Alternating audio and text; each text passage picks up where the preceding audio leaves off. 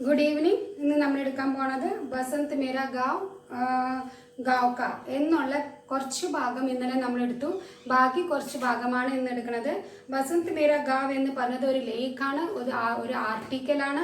ആ ആർട്ടിക്കൽ എഴുതിയിരിക്കുന്നത് മുകേഷ് നൗട്ടല്യ ആണ് എഴുതിയിരിക്കുന്നത്. മുകേഷ് നൗട്ടല്യ എഴുതിയ ബസന്ത് മേര ഗാവ് എന്ന് പറഞ്ഞ ഒരു ആർട്ടിക്കലാണ് നമ്മൾ എടുക്കുന്നത്. ഒരു കുറിപ്പ്, ഒരു ലേഖനം എന്നൊക്കെ നമുക്ക് പറയാം.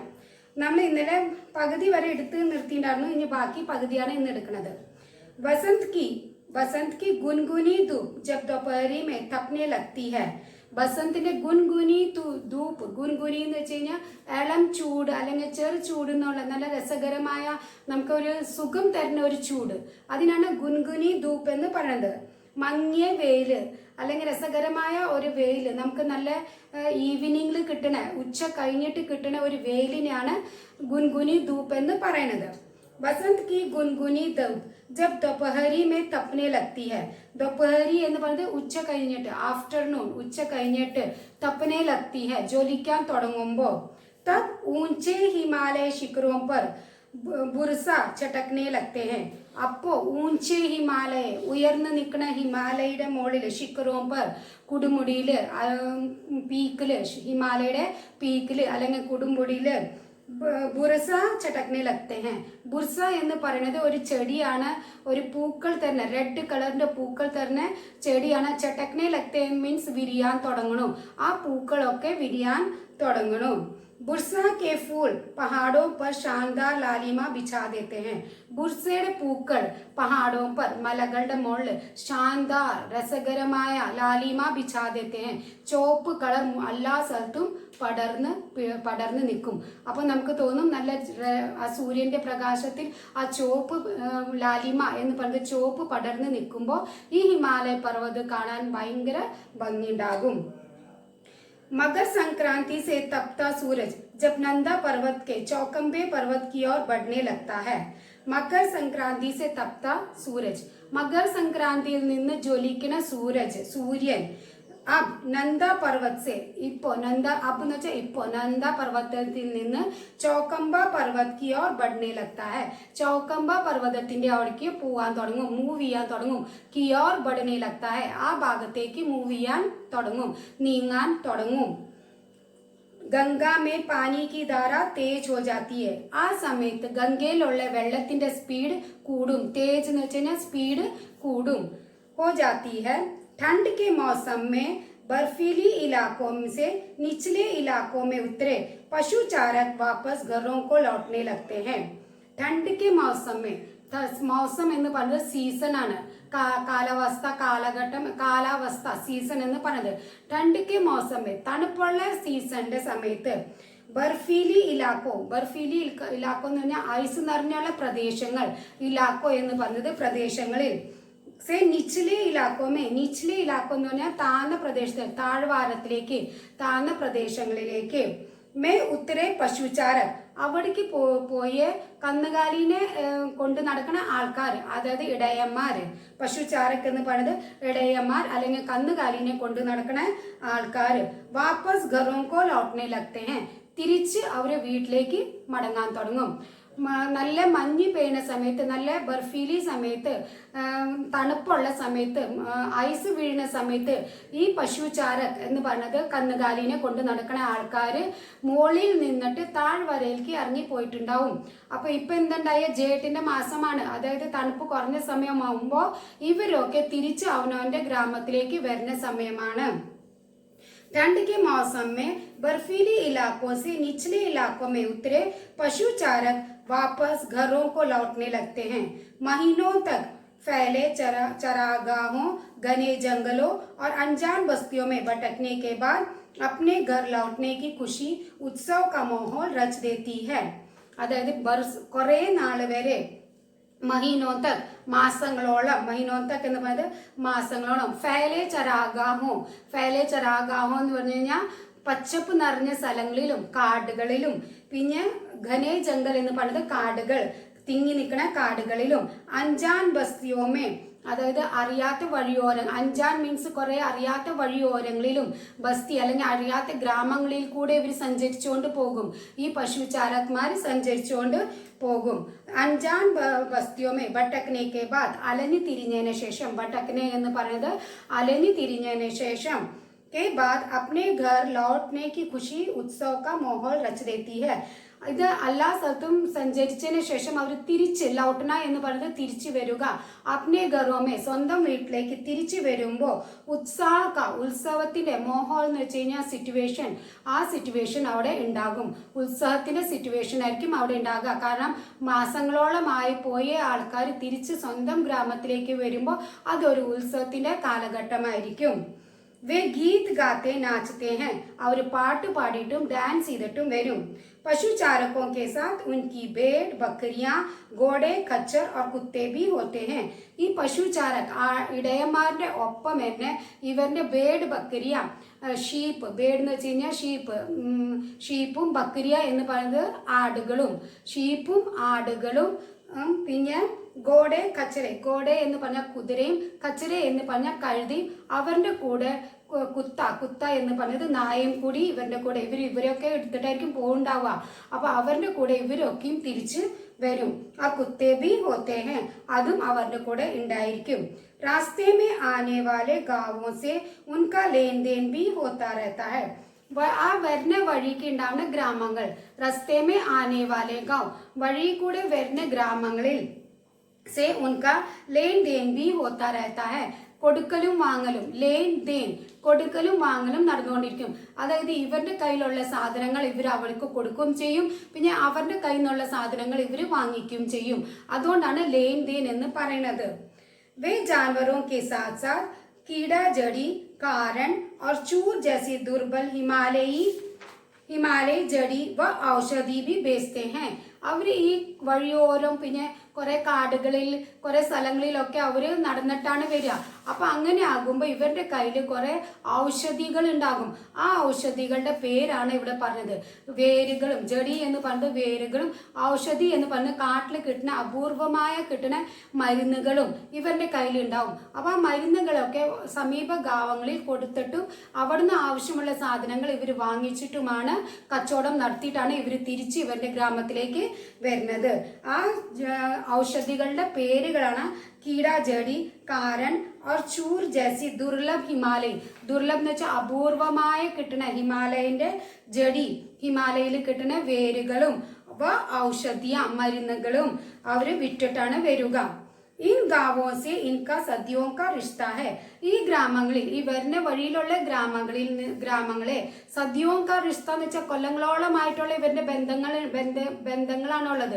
കാരണം ഈ പശു ചാരക് എന്ന് വെച്ച് കഴിഞ്ഞാൽ എല്ലാ കൊല്ലം ഇവരിങ്ങനെ യാത്ര ചെയ്യണത്, അതായത് ആൻസിസ്റ്റേഴ്സ് മുതൽ, അതായത് ഇവരുടെ പൂർവജം മുതൽ. ഇപ്പൊ അപ്പാപ്പന നടക്കണെന്ന് വെച്ച് കഴിഞ്ഞാൽ അപ്പാപ്പന്റെ കൂടെ ആര് നടക്കുന്നുണ്ടാവും? മോൻ നടക്കുന്നുണ്ടാവും, മോന്റെ കൂടെ പേരക്കുട്ടികൾ നടക്കും. അപ്പൊ അങ്ങനെ ഇവര് സദിയോസെ കൊല്ലങ്ങളോളമായിട്ട് ഇങ്ങനെ നടന്ന് ഇവർക്ക് ആ ഗ്രാമങ്ങളിൽ നിന്ന് ബന്ധങ്ങൾ, നല്ലൊരു ബന്ധങ്ങളാണ് ഉണ്ടാകുക. റിഷ്ത എന്ന് പറഞ്ഞ ബന്ധങ്ങളാണ് ഉണ്ടാകുക.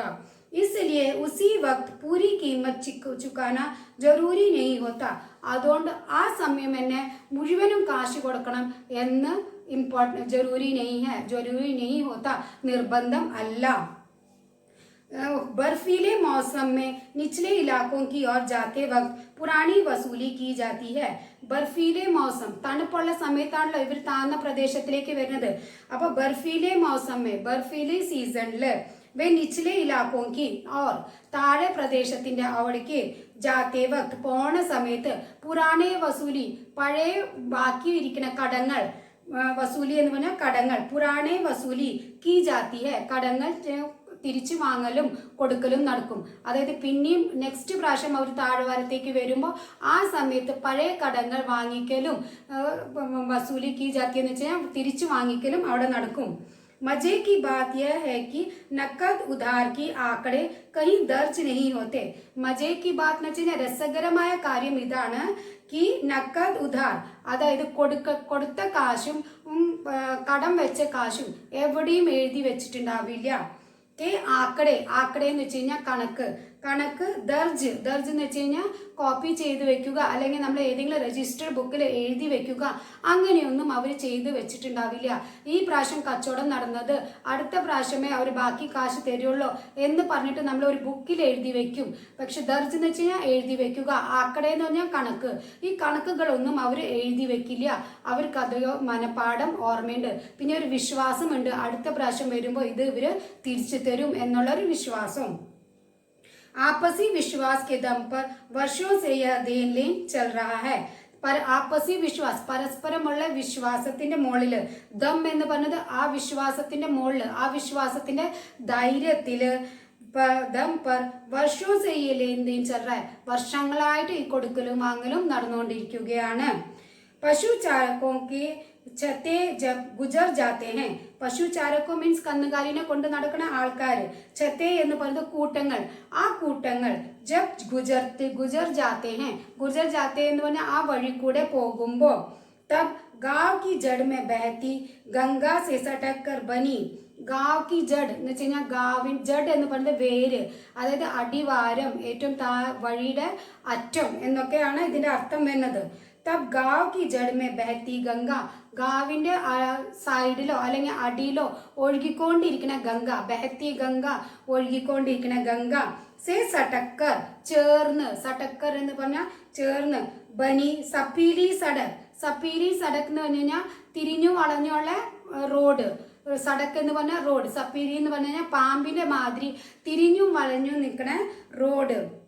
ഹൽച്ചൽ ബഡ് ജാത്തി ഹെ, ഹൽച്ചൽ എന്ന് വെച്ചാൽ ബഹളങ്ങൾ കൂടും. കാരണം ഈ ആടുമേന ഈ കൂട്ടങ്ങൾ, കന്നുകാലിനെ കൊണ്ട് നടക്കുന്ന കൂട്ടങ്ങൾ ആ ഗംഗ ഒഴുകുന്ന വഴിയോരത്തിൽ കൂടെ ഇവര് നടക്കുമ്പോൾ അവിടെ ഭയങ്കര ഹൽച്ചൽ മച്ച് ജാത്തി ഹെ, ബഹളങ്ങൾ ഉണ്ടാകും. ബഡ് ജാത്തി ഹെ. बद्रीनाथ, केदारनाथ, गंगोत्री और यमुनोत्री की ओर आने वाले पैदल यात्री धामों के कबाड़ खुलने से काफी पहले आने लग जाते हैं.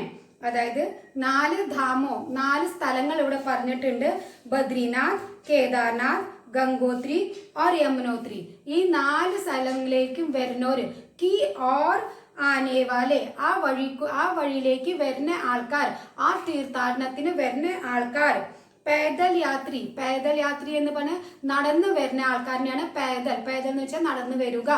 യാത്രി ധാമോ, ധാമോ എന്ന് വെച്ച് കഴിഞ്ഞാൽ സ്ഥലങ്ങൾ, ഈ 4 സ്ഥലങ്ങൾ, ചാറോ ധാമോ എന്നൊക്കെയാണ് നമ്മൾ പറയാ. 4 തീർത്ഥാടനത്തിനാണ് പറയണത്. ധാമോ കെ കബാഡ്, കബാഡ് എന്ന് വെച്ചാൽ വാതില്, അവന്റെ വാതിൽ തുറക്കണ മുന്നേ, ഈ ബദ്രീനാഥിനോടൊക്കെ പോകാനുള്ള വാതിലുകൾ തുറക്കണ മുന്നേ തന്നെ ഈ തീർത്ഥാടനക്കാർ അവിടെ മുന്നേ വരും. ഖുൽനേസ് കാഫി പഹലെ, കാഫി പഹലെ എന്ന് വെച്ചാൽ കുറെ മുന്നേ, ഖുൽന എന്ന് പറഞ്ഞത് തുറക്കണേക്കാട്ടിലും കുറെ മുന്നേ തൊട്ട് പഹലെ ആനെ ലഗ് ജാത്തെ ഹെ, വരാൻ തുടങ്ങും. സുദൂർ, സുദൂർ നമ്മൾ പഠിച്ചിട്ടുണ്ട്. സുദൂർ എന്ന് വെച്ചാൽ ദൂരമുള്ള, दक्षिण തെക്ക് ഭാഗത്തെ. सुदूर दक्षिण से आने वाले महात्मा कई बार हमारे गांव तक आ जाते हैं. സുദൂർ ദക്ഷിൺ, സുദൂർ തെക്കിൽ നിന്ന്, കുറെ ദൂരെ തെക്കിൽ നിന്ന് വരുന്ന മഹാത്മാക്കളൊക്കെ ഞങ്ങളുടെ ഗ്രാമത്തിൽ, ഹമാരെ ഗാവ് തക് ആ ജാത്തെ ഹെ, ഞങ്ങളുടെ ഗ്രാമം വരെ അവര് വരും. ഉൻകെ ഹാത്ത് മേ ഏക് താര ഹോത്താ ഹെ, അവരുടെ കയ്യില് ഏക് താര, ഏക് എന്ന് വെച്ച് കഴിഞ്ഞാൽ ഒന്ന്, താര എന്ന് പറയുന്നത് കമ്പി, ഒറ്റ കമ്പിയുള്ള മ്യൂസിക്കൽ ഇൻസ്ട്രുമെന്റ്, അതൊരു വീണ മാതിരിയാണ് കാണപ്പെടുക. അത് നമ്മൾ മീരാബായിനെ കേട്ടിട്ടുണ്ടല്ലോ, നിങ്ങളൊക്കെ മീരാബായിയെ പറ്റിയിട്ട് പഠിച്ചിട്ടുണ്ടാവും. കൃഷ്ണന്റെ ഏറ്റവും വലിയ ഭക്താണ് മീരാബായി എന്ന് പറയുന്നത്. ആ മീരാബായി എപ്പോഴും ഏക് താര യൂസ് ചെയ്തിട്ടാണ് ഭജനുകൾ പാടുക. അതേമാതിരി ഈ മഹാത്മാക്കളുടെ കയ്യിലൊക്കെ ഏക് താര ഉണ്ടാകും. एक तारा होता है और उसके संगीत पर वे भजन गाते हैं. ആ മ്യൂസിക്കോട് കൂടിയിട്ട്, സംഗീത് പറഞ്ഞാൽ മ്യൂസിക്കോട് കൂടിയിട്ട് അവർ ദൈവത്തിന്റെ ഭജനങ്ങൾ പാടും. बद्रीनाथ और केदारनाथ के मुख्य पुजारी आज भी दक्षिण भारत से नियुक्त होते हैं. ബദ്രിനാഥും കേദാർനാഥിന്റെ മുഖ്യ പൂജാരി, ഏറ്റവും വലിയ പൂജാരി എന്ന് പറയുന്നത് ആള് आज भी ഇന്നും ദക്ഷിൺ ഭാരത് സെ നിയുക്ത ഹോത്തെ, ദക്ഷിൺ ഭാരത്തിൽ നിന്ന്, തെക്ക് ഭാരത്തിൽ നിന്നാണ് അവിടുത്തെ ഏറ്റവും വലിയ പൂജാരിനെ സെലക്ട് ചെയ്യുക. അവിടുത്തെ ഏറ്റവും വലിയ പൂജാരി ദക്ഷിൺ ഭാരത്, തെക്ക് ഭാഗത്തെ, തെക്കൻ ഇന്ത്യത്തെ ആളായിരിക്കും അവിടുത്തെ മുഖ്യ പൂജാരി എന്ന് പറയുന്നത്.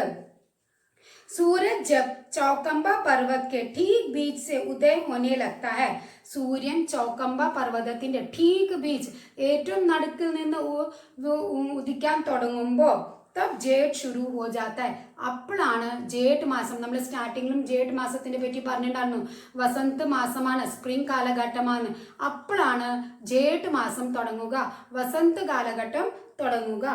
पहाड़ की सड़कें गाड़ियों से भर जाती है. മലകളുടെ സടക്കെ എന്ന് വെച്ചാൽ റോഡുകൾ, ഗാഡിയോ എന്ന് പറയുന്നത് വണ്ടികൾ, സേ ഭർ ജാത്തിയെ നിറഞ്ഞു പോകും. കാരണം അവിടെ ബദ്രിനാഥ് കേദാർനാഥ് ഒക്കെ തീർത്ഥാടന സ്ഥലം ഉണ്ടല്ലോ. അപ്പോൾ കുറേ ആൾക്കാർ പല സ്ഥലത്തു നിന്നും വരുമ്പോൾ അവിടുത്തെ റോഡുകളൊക്കെ വണ്ടി കൊണ്ട് നിറയും. अपने घर की छत से जब मैं बद्रीनाथ यात्रा मार्ग की भीड़ देखता हूँ तो भूल जाता हूँ कि महज 2 महीने पहले यह घाटी एकदम शांत थी. अपने घर की छत, എൻ്റെ വീട്ടിലത്തെ ടെറസിന്റെ മുകളിൽ, ഛത്ത് എന്ന് പറയുന്നത് ടെറസിന്റെ മുകളിൽ നിന്ന്, ജബ് മേ ബദ്രീനാഥ് യാത്ര മാർഗ്, ബദ്രീനാഥിലേക്ക് പോണ യാത്രാമാർഗ്, യാത്ര ചെയ്യുന്ന വഴി, മാർഗ് എന്ന് പറയുന്നത് വഴിയിലേക്ക്, വഴിയിലെ ഭീഡ് എന്ന് വെച്ച് കഴിഞ്ഞാൽ തിരക്കിനെ നോക്കുമ്പോൾ तो मैं भूल जाता हूँ, ഞാൻ മറന്നു പോകും. कि महज 2 महीने, महज എന്ന് വെച്ചാൽ കുറച്ച് മാസം, 2 മാസം മുന്നേ, 2 മാസം മുന്നേ तो पहले यह घाटी एकदम शांत थी. ഈ വഴിയോരം ഏറ്റവും ശാന്തമായിരുന്നു. അതായത് 2 മാസം മുന്നേ വരെ ഞാൻ മറന്നു പോകും ഈ വഴിയോരം ഒക്കെ ഭയങ്കര ശാന്തമായിരുന്നു എന്ന്. സദിയോ സെ യഹ ഋതു ചക്ര യൂं ही चलता आ रहा है. സദിയോ കാലഘട്ടോളം തൊട്ട് ഈ ഋതുചക്രം യൂं ही ഇതേമാതിരി നടന്നുകൊണ്ട് പോകുകയാണ്.